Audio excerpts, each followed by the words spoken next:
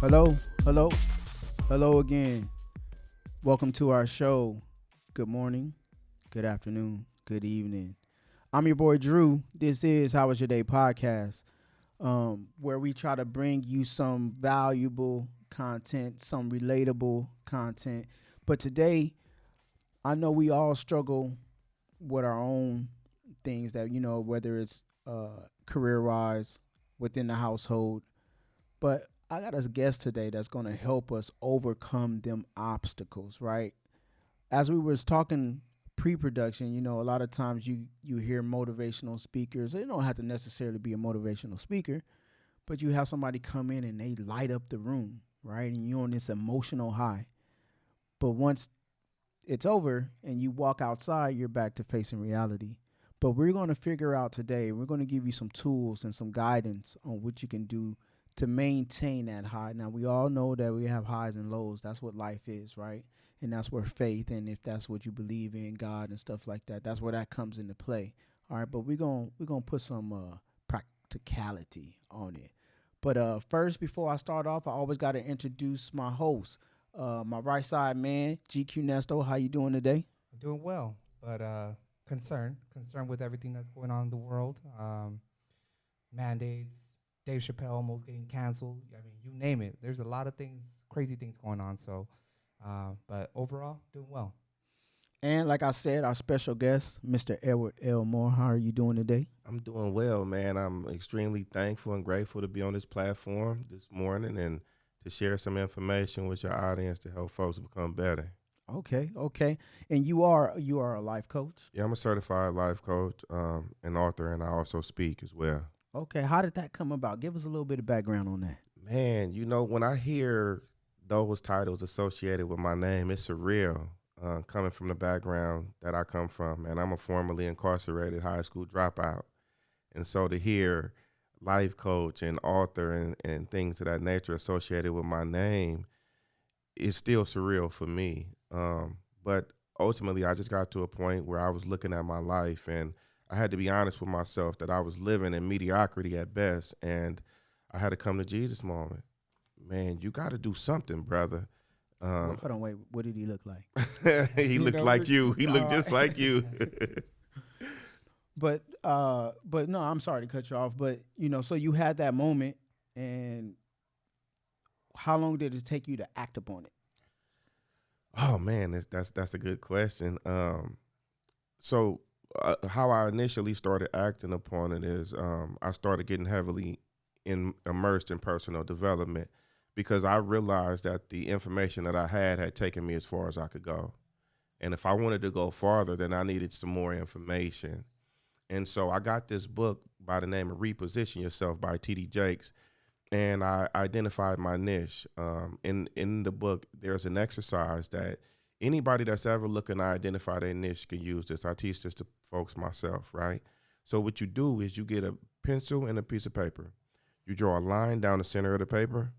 On the left-hand side of the paper, you write down everything that you are good at. On the right-hand side, you write down what you're passionate about. And somewhere in between that intersection is where your gift is. You see, the problem is for a lot of people, they're doing things that they're ill-suited to do, and they're wondering why they're not getting any progress. It's like forcing a square peg in a round hole. So to get to your point, I decided I wanted to be a speaker, but thank God for real friends. I got a friend that told me, listen, man, you've been talking about that for a long time. When you going to actually do something? And so that it probably was a couple of years until I had that conversation with my friend, but that really sparked me to get this thing started. Okay, man, that sounds like a very interesting journey. All right, Nesto, you got anything you wanna? Yeah, no. One of the things that I'm kind of curious, and we just discussed this prior to the show. Uh, I kind of want you to elaborate on what was that moment where you just had to take that leap of faith. That moment where you just knew that, you know what, this is my time to execute. Um, well, it was prompted by, and I'm very transparent, so hopefully I can share this with you all. But you know, I had a particular day that I can remember, And I went to my room and I cried like a baby, man, because I couldn't provide my sons with the resources that they needed. And that was the catalyst for me, man. That was the moment where I said, listen, I don't know what you got to do. Mind you, at the time, I was working 7 days a week for 5 years, 2 jobs. Wow. And I'm working in social services helping other people, but I'm secretly struggling. And my son's options are limited due to lack of financial resources. And, sometimes you have to find something bigger than yourself to really motivate you. And I just realized I can't go back and look into these babies' eyes and keep telling them we can't do this and we can't do that. So that was the catalyst for me to really take a hold of my life, because one of the things that I realized is nobody is coming to save you. True. If it's going to be, it's going to be up to you. And that was the moment I decided to take hold of my destiny and my fate. That's definitely really nice to hear. I mean, I just think that sometimes we can all have a dream, right? But how do we birth that dream? I think that's really what it really comes down to.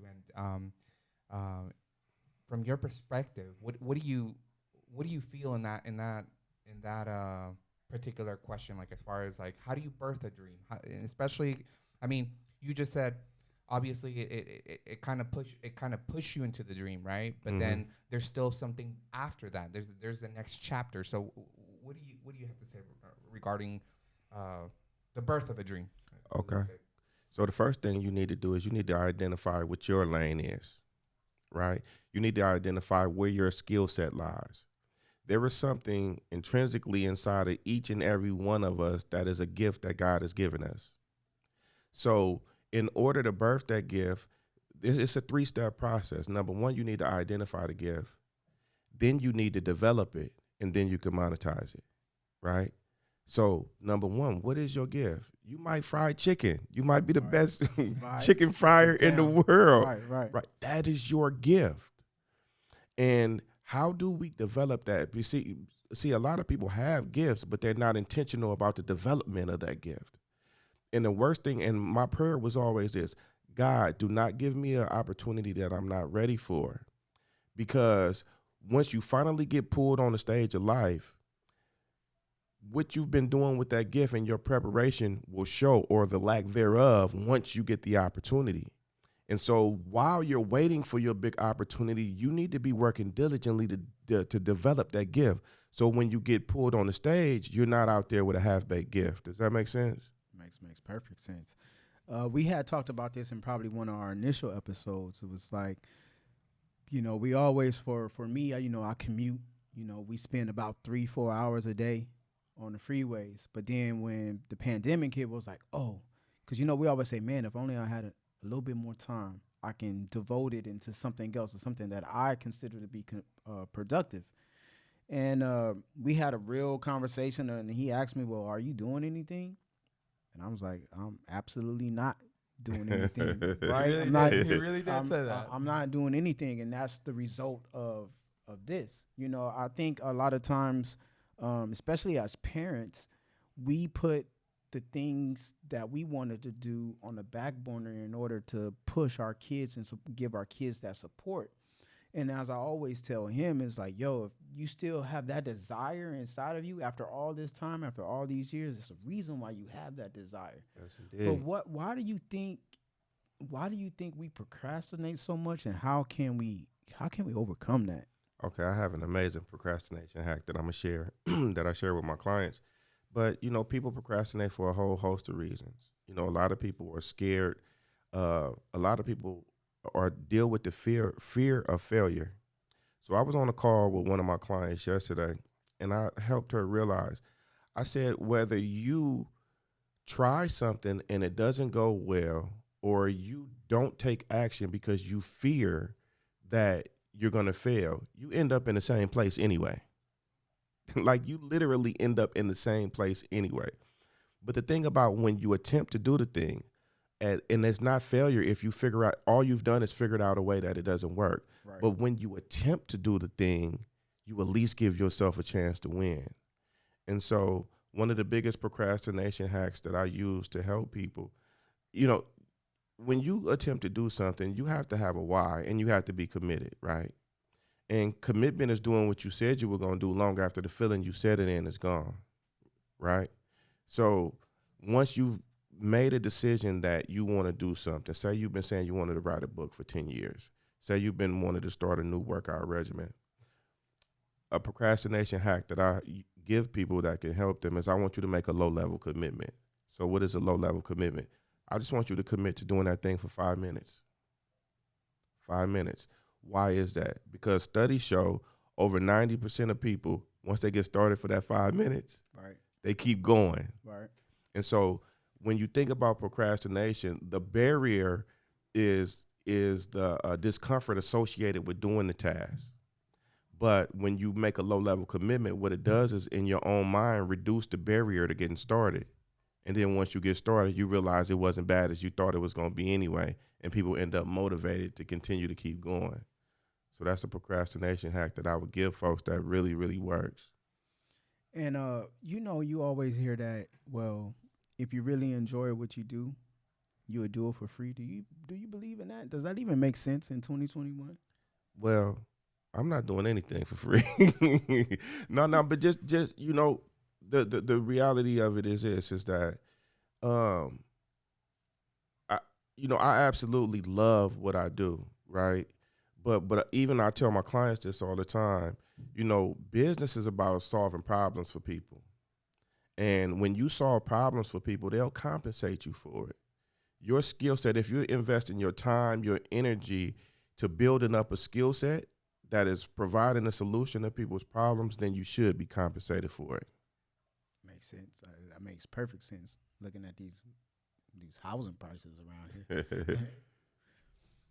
Go ahead, Nesto. Yeah, I think this is something I think we're all dealing with at some point in our lives, but most of us, I want to speak for myself instead of speaking in general, but there's always times where I get stuck, right? And I can write a plan, I can be prepared, I can wake up early, I can do everything that it takes to succeed, right? But there's that mental block, okay? Mm-hmm. How do you get unstuck? That's kind of the biggest thing, you know what I mean? Because a lot of people, we all have dreams, we all have goals, we all have everything, but execution, I think that's key, right? How do we get to that point? Okay, so this is what people don't realize is that people address it from the wrong place. Most people address it. So let me break down how people get stuck. Most people are stuck as a result of limiting beliefs that they have, right? And most of the limiting beliefs that we have is not in our conscious mind, it's in our subconscious mind. And so a lot of people attempt to address it with willpower and different things of that nature. So let me break down what I mean by this. All right. So how the mind works. You have your conscious mind and then you have your unconscious mind. Your conscious mind is your analytical mind, the mind that's subjective. It deals with facts. It deals with the five senses, which you can see, smell, taste, and touch. And then you have your subconscious mind. Manifestation happens from the subconscious mind. That particular mind is intuitive, is faith, it's emotion, and things of that nature. And so what happens is a lot of people have limiting beliefs about themselves that they developed early in their life based on their experiences that they interpreted, right? And the limiting beliefs is, if I could use an analogy, it's like many of us have messaging stored on the hard drive of our mind, viruses stored on the hard drive of our mind about who we are, what we can do, what our capabilities are. And that has more of a bearing on the outcome of your life than even the things you say or you think about in your conscious mind. So a lot of the work that I do with people is to help them get unstuck from their subconscious mind. And the reason why that's so important is that a man or a woman can never outperform their self-image of themselves. If you think you can only go to level 5, so there's an analogy about some fleas in a jar. So imagine this was a mason jar and you got some fleas in this jar, right? So say the mason jar is 3 inches. You put some mason jar fleas in the mason jar. They're capable of jumping 6 inches, but you put them in the mason jar, they get conditioned to jump 3 inches over time. When you open the mason jar, how many inches you think they're gonna jump? 3 inches. Because they've been conditioned that way. Right. So a lot of what's stopping people is holding them back is what they really think about themselves and what they're capable of on the deepest level. That's awesome. That's awesome. I, speaking of what you're saying right now, I mean, I'm a true believer that um, discipline will always outbeat talent. You know, Absolutely, absolutely. we have a lot of talented individuals. I just told you prior. All these kids, they're like, they're born like Apple 12 or Apple 15 hasn't even come out. They already know. They're very smart, intelligent kids. But the question is are they disciplined to get up? Are they really gonna push it? Are they gonna be a wolf or are they gonna be a sheep? Mm-hmm. I think that's very interesting what you're saying because I just feel that um, discipline beats talent, right? What does that really mean? What do I interpret? I truly believe that if you're consistent and like you say, short plans, right? 5 minutes consistently for a week. After a week, it turns into 10 minutes. Mm-hmm. So the repetition and the determination to just keep pushing, right? Versus just saying, you know what, maybe I'm not talented enough, or maybe I don't have the actual knowledge to kind of quit my 9 to 5. Those things are kind of one of the reasons why a lot of people don't really believe in themselves, right? Mm-hmm. Because they think, you know what, Karen or Joe, they've been in the industry for God knows how long, but guess what? Karen and Joe at some point are outdated, right? So now you're gonna have somebody that's determined and that's willing to put in the work. I mean, I just think that it's interesting how the mind works and how we can be doing a lot of things a lot more different. Mm-hmm. I like how you touched on the 5 minutes of commitment, and I think that translates or that transmutes into other areas of your life as well. If I can commit to this, then I can commit to this woman. Absolutely. If I commit to this, I can commit to being a father to my children or a mother to my children. You know what I'm Mm-hmm. saying, or an active citizen in my community. Absolutely. So I think that that translates in all your aspects of life. But a lot of us, of course, are parents, and we have children, and right now, it's of course, cost of living is high. Most of us want our children to go to school or go to a trade school, do something so they can be productive and be able to provide for themselves, and of course, if they have families in the future. What would you suggest? Two-part question. What would you suggest for kids? One, do you think they should be tunnel vision, focus on a specific area of study, go for that, and don't have any alternatives as far as them?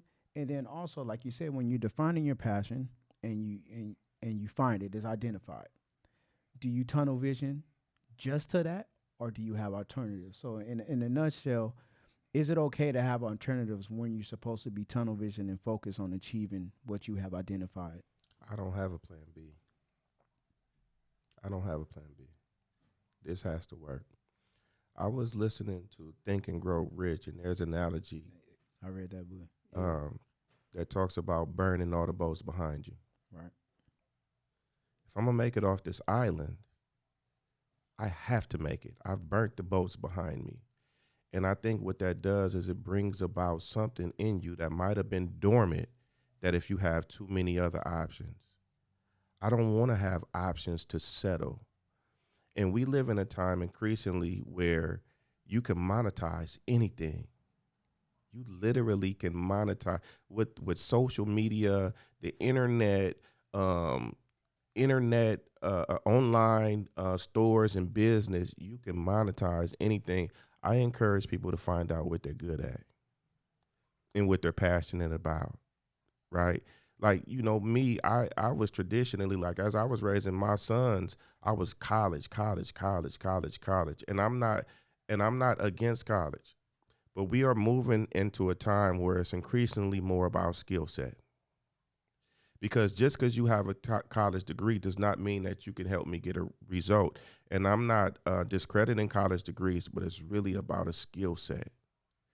You can take what you're good at, some of the most unorthodox things. I'll give you an example of what I did. I was working with a young lady that was a bartender that was in my group coaching program. And I said, you know what? I think we can take your skill set and do something different with it. She's like, okay, what are you thinking? I said, let's sit down and come up with a plan. So we took her skill set as a bartender and turned it into a bartending certification course where she certified people in 4 weeks. I said, I still think we can do more. Next thing you know, she's doing corporate mixology parties with Google and other places with the skill set of a bartender. The opportunities are endless if you are innovative. And so for me, I'm burning all boats behind me. I have no plan B. I feel you. That that's a wonderful mentality. GQ Nestle, you have anything you want to chime in on? Yeah, success, right? I think success. 98% of people think you gotta have a Maserati, you gotta have all these luxuries, to kind of define your success, right? I'm a true believer that every little thing is a success, and if you were to combine everything together collectively, you at some point build some momentum. So, from your perspective, what are the aspects of success in your opinion? I think success starts with number one, your health, right? Facts. We you know what, man? We look at so many superficial things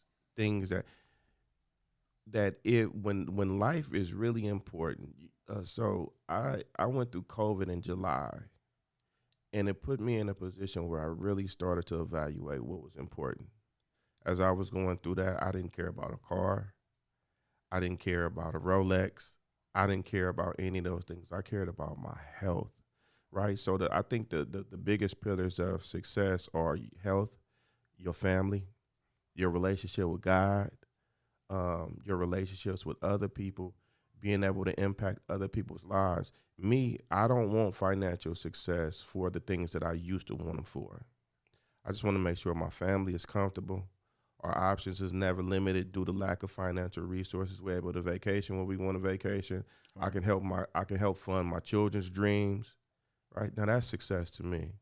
Before it might have been 2 or 3 chains, a Right. car, the Maserati that you talked about. Right. But those are the pillars of success to me today. Yeah, no. I think that's the part that a lot of people have problems with, because it's easy to go get a Maserati, right? But paying the note, staying consistent with all those things, it's a different story. And I just think that obviously what you're saying, health is important, and especially it's a little bit unfortunate that COVID had to happen in order for a lot of people to kind of Yeah. see that, so it's kind of it's interesting how the world is unfolding. I think as years go by, we're losing values. We're using what really matters. And one of the things that I kind of read up on was, in order for you to be balanced, right, you have to be spiritually fed. You have to have friends. You have to have a family. All these things kind of have to line up, and it's kind of hard. From my perspective, shit, it's hard to multitask, right? It is. So having to kind of align all those things, and especially God. I think a lot of people, the atheists. There's a lot of people that kind of dismiss the value of God because of what religion you're believing in. But I think at the end of the day, just knowing that there's somebody bigger than you, and somebody that can kind of give you faith that you know what, today's gonna be a bad day. Today you're gonna have a shitty day. You're gonna have traffic. You're gonna have this. You're gonna have that. Your boss is gonna suck. But tomorrow might be a better day. So I personally don't think it's about being disappointed about losing battles on a daily basis. I think it's the war, the end result, the you staying physically, mentally fit. I think that itself is the end goal. Because all the other stuff. You're gonna die, and guess what? Like, they can't. I don't think they could store a Maserati down. Narcos be doing that, but I don't know. I'm just saying. You can't take it with you. Yeah. But yeah, I tell my children all the time, the balance of life, in my opinion, is spiritual, physical, and mental. right? Absolutely. And you have to exercise and you have to work on. You have to work out. You have to get in the gym on every aspect, I agree. because like you said, there's a lot of ups and downs, and we're not promised a easy route of travel, right? But let's flip it up a little bit, right? So you got all this knowledge, all this lovely life coach experience, right? Do you ever find yourself like, is there ever a off switch? Like say for instance, you are at that family function. Do you see somebody going in on a macaroni and cheese, and like, what, you can monetize that, Nah. grandma. We could do something with You that. know what? Listen, it's hard for me to turn it off. I'm gonna be honest with you in that regard. But like, I don't, impose on people. But when I see opportunities, I definitely, and anybody that knows me will tell you, if you come to me with an idea, the first thing I'm gonna ask you, so what are the next steps? Because I'm in the execution, right? And what a lot of people don't realize about execution, 99% of the ideas that I come up with them on a pen and a paper, and I write down all the foreseeable steps, and I start working the plan. Now, it may be some things I need to do differently, some things I need to add, some things that I need to take out. But a lot of people don't get started because they feel like they don't have the resources or they don't have the people to support them. But what they don't understand is that once you start moving, it's in the action that the appropriate people start getting connected to you. The appropriate resources start to come. But it doesn't happen till you start moving. Nobody wants to get with your movement until it's moving. And so I'm always I'm always pushing people to take some kind of action. Now I know he probably want to jump in on it, but no, that was my problem. For one, you talk about the resources, right? So I I want, okay. My wife is frugal, but I don't like to spend money like unless it's really really something that I want. You know what I'm Yeah. saying? Clothes, jewelry, car, right? That's kind of shallow, but I'm just keeping it real. Yeah. So when it came down to, like, say for instance, we've always had ideas of opening up our own businesses and stuff like that, and it's always been like, man, where we gonna get this money from? And then it's just like, oh well, I'm gonna research this, I'm gonna research that, and we're gonna see the outcome. But it never came about. And this whole setup and what we're doing here is that sacrifice. Sacrifice has to be made. Absolutely. You know what I'm saying? Nothing good, or I would say, in my opinion, nothing worthwhile comes without that. So that's the beauty of the struggle. But then at the same time, like you said, nobody want to hop on a train until it's already moving. Mm-hmm. And then that's my struggle. Like, oh, now we're moving now. We're taking off. We're headed in a good positive direction. Now you want to come along. How do you, like? What is your response to that? Like, how do you? I mean, you don't want to. I mean, because we talking about family, we talking about friends. Yeah. Like, Yeah. But it's funny we having this conversation because I was thinking about it in the gym last night. But God told me something amazing, and I want to share this with you. And share it with us. I want you guys to remember this. So I used to be butthurt that my friends didn't support me the way that I felt like that I wanted them to. And God told me one day, He said, "Son, your job is to be like a bus driver." I said, "Well, what do you mean?" He said, "Listen, it's gonna be some people that get on for 1 or 2 stops, some that get on for 2 or 3. Very rarely will you find somebody that rides to the end. But your responsibility is to keep driving the bus. And so whether who's on the bus or who's off the bus, my mama could not be on the bus. Rest her soul, she's not here anymore. But my mama could not be on the bus. My kids could not be on the bus. My responsibility is to keep driving. Try that bus. But the thing about it is the people that jump off or the people that want to get on at the end, I never forget who is who. And so I deal with them according to who they are. But on the opposite end of the perspective, you can't be mad at people for not seeing what you see because it's your vision. They can't see it yet. And I can't be mad for people not wanting to come to something that has not been built. I couldn't have said that better myself. I'm glad you said that. GQ Nesto, anything you got? 100%. I mean, I think the irony of all this is that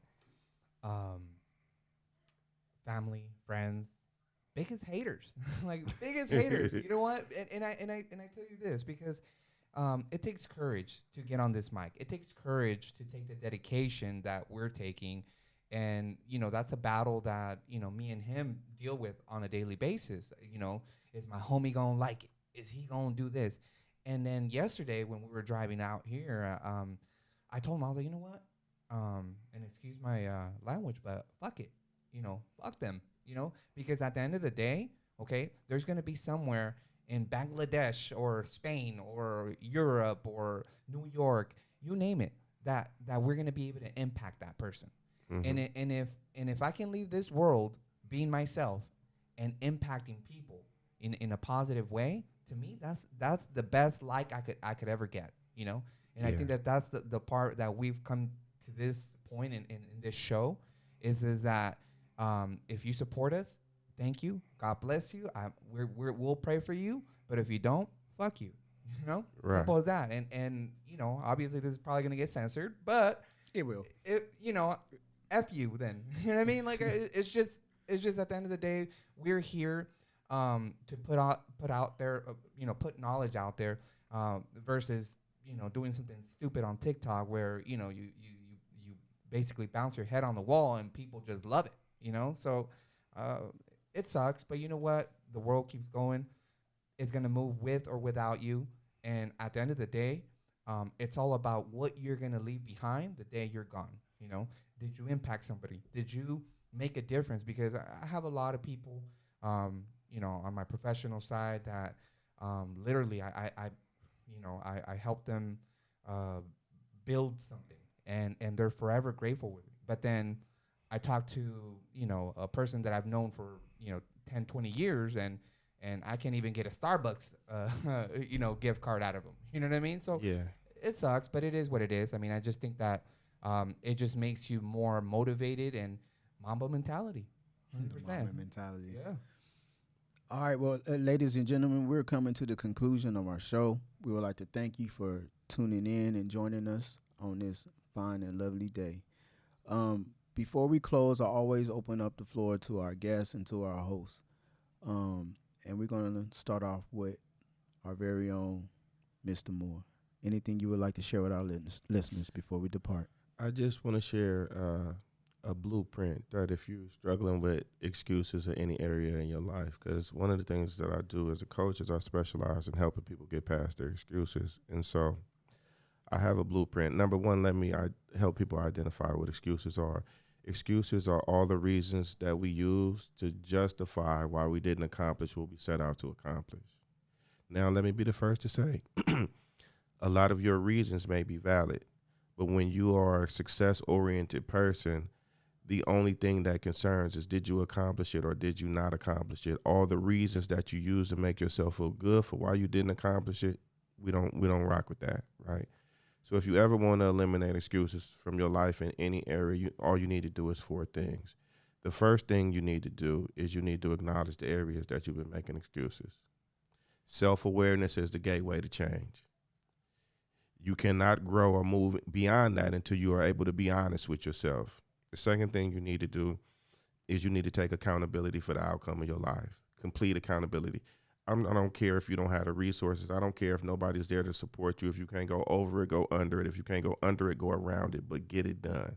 Nobody is coming to save you. The third thing you need to do is take some kind of action.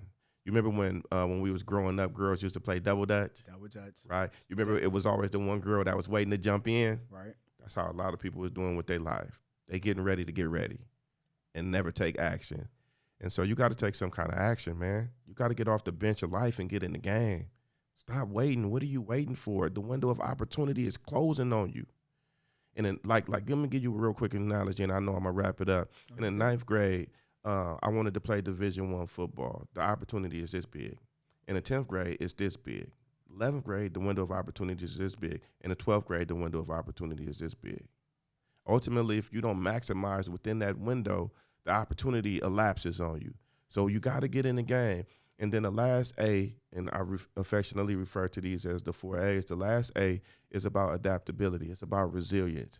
It's not if, but when the trials and tribulations of life come to knock you off course, those that are able to make the necessary adjustments and keep going are those that'll win. So if you apply those 4 A's to any area of your life where you've been making excuses, I guarantee you'll be successful. Amazing. You should throw that in there. Amazing. All right. Thank you. GQ Nesto. Let's have God in our lives. I think that's one of the fundamentals of keep moving in life. I just think that take every day at a time, one battle at a time, and things will eventually unfold. You know, things sometimes are rough on a Monday, but amazing on a Tuesday. So just keep pushing, you know, and obviously leave your contact information. I think you brought a lot of interesting facts that a lot of people could possibly relate. So I think we'll throw in his contact information. So you know, if people have questions or anything like that, just feel free to reach out. I mean, that's pretty much it. All right. And once again, like I said, we thank you for tuning in. We love you and we thank you. And I want to leave you with push, pray until something happens. All right. Like you said, you got to take that action. You got to take that first step. It may be hard. That first step may supposed to be about a 24-inch step, but it may be a 12-inch step. But as long as you're moving forward, we're going in the right direction. All right. And if you go to a church a lot, you always hear the pastor say the slingshot method, right? You get pulled back just to be projected forward. All right. But we love you. We thank you. We see you next time. I'm your boy, Drew. This is How Was Your Day podcast. Peace. Man, thank you guys so much.